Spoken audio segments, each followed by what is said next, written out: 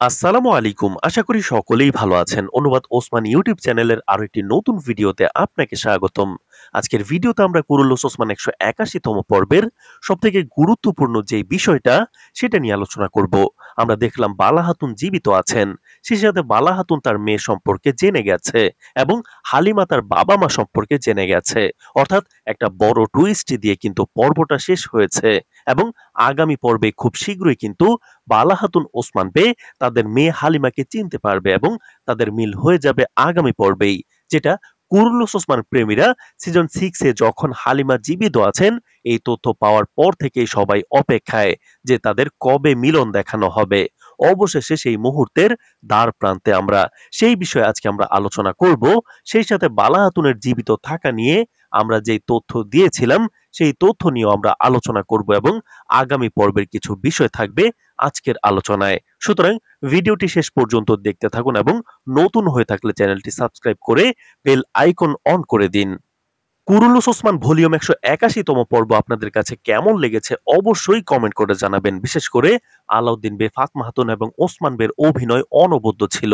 তাদের কান্না, আবেগ এবং এক্সপ্রেশন দেখে মনে হচ্ছিল এটা বাস্তব দেখতে পাচ্ছি। আমরা হয়তোবা ১৩০০ সালের সেই সত্যিকারের সময় চলে গিয়েছি। বালা খাতুনের মৃত্যুকে ঘিরে তাদের কান্না একটা বাস্তব রূপ দেওয়ার চেষ্টা ফুটে উঠেছে তাদের অভিনয়ের মাধ্যমে। অনেক দর্শকদের চোখেও পানি এনেছে দৃশ্যগুলো। তাদের অভিনয় কেমন লেগেছে সেটাও কমেন্ট করে জানাবেন। তো শুরুতেই বালা হাতুনের মৃত্যু সম্পর্কে আপডেট আপনাদের বলি, যেটা গত এপিসোডে যেখানে বালা হাতুনকে মৃত্যু দেখানো হয়েছিল তখন কিন্তু আমরা বেশ কয়েকটা আপডেট আপনাদেরকে দেওয়ার চেষ্টা করেছি। বেশ কয়েকটা বিশ্লেষণ আমরা করেছি। তার মধ্যে অন্যতম একটা বিশ্লেষণ হলো যে এই পরিস্থিতি থেকে বালা হাতুনকে সোফিয়া বাঁচাবে এবং তার মেয়ে হালিমা সাহায্য করবে। হালিমা জানবে যে বালা হাতুন জীবিত আছে এবং সোফিয়া বালা হাতুনকে উদ্ধার করে নিয়ে যাবে। অন্যজনকে বালা হাতুনের জায়গাতে রেখে দেওয়া হবে। এমন আপডেট বিশ্লেষণ আমরা গত ভিডিওতে বলেছিলাম। বালা হাতুন মরবে না, তাকে সোফিয়াই বাঁচাবে। আজকে কুরুলুস ওসমান ১৮০তম পর্বে কিন্তু আমরা সেম টু সেম দেখতে পেয়েছেন, যেখানে বালা হাতুনকে সোফিয়াই বাঁচালেন এবং হালিমা সাহায্য করেছে, যেটা আমরা আগেই আপনাদের বিশ্লেষণ ভিডিওতে বলেছিলাম। অনেকেই কমেন্ট করেন আমাদের আপডেট নাকি মিলে না, তাদের জন্য এই তথ্যটা। তবে হ্যাঁ, অনেক তথ্য যেহেতু বিশ্লেষণ ভিডিও, অনেক সময় কিছু তথ্য আমাদের ভিন্নতা দেখা দেয়। অনেক সময় আমরা যে তথ্যটা সূত্রের মাধ্যমে জানতে পারি, পরিচালক অনেক সময় হঠাৎ করে পরিবর্তন করার কারণে কিছু তথ্য এদিক সেদিক হয়ে যায়। তবু আমরা চেষ্টা করি সর্বোচ্চ সঠিক আপডেটটা আপনাদের কাছে পৌঁছে দেওয়ার জন্য। যেটা আপনারা দেখতে পেলেন বালা হাতুনের জীবিত থাকার তথ্যটা সেই রকমই মিল পেলেন আমাদের আগেই করা বিশ্লেষণ মতো। আরো একটি বিষয়, সেটা হলো বালা হাতুনকে বন্দি অবস্থায় সোফিয়া কিন্তু তার মেয়ে হালিমা যে জীবিত আছে সেই বিষয়গুলো তুলে ধরার চেষ্টা করেছে। বালা হাতুন শতভাগ নিশ্চিত হয়েছে যে তার কন্যা হালিমা বেঁচে আছে, যদিও তিনি এখন পর্যন্ত জানে না আসলে হালিমাটা কে বা কোথায় তাকে রাখা হয়েছে, কি অবস্থায় আছে।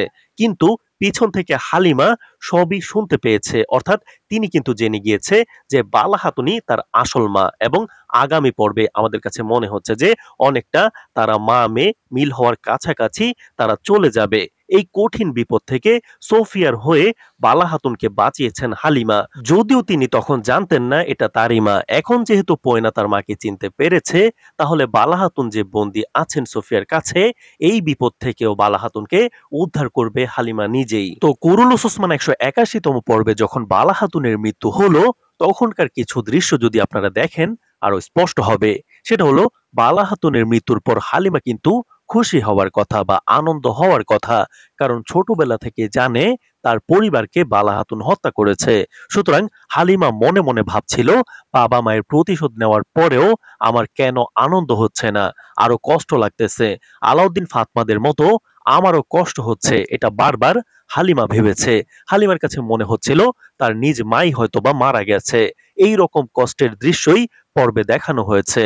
আর সেই কষ্ট থেকেই হালিমা দুর্গে দেখা করতে গিয়েছে। হালিমা জানতে চাচ্ছিল বালা হাতুন জীবিত আছে কিনা।